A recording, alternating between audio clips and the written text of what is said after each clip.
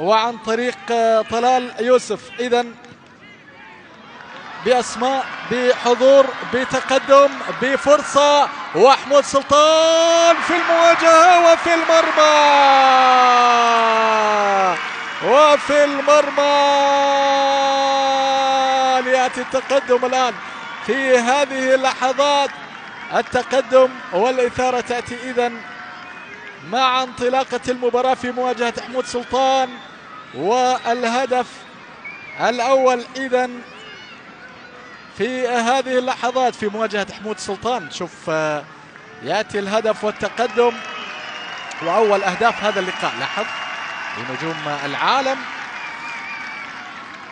الذي يتقدم حتى الآن بهدف مقابل لا شيء، ليأتي التقدم أيضا بإمضاء جميل. والتقدم الآن لنجوم العالم، نصر لأحمد كانو، طلال يوسف من جديد.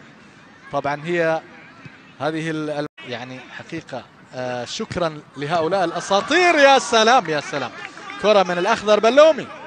الأخضر بلومي في الكرة الماضية هو الأخضر كان يبحث عن الإشارة الخضراء أيضا من أجل التسجيل وإضافة الهدف السادس.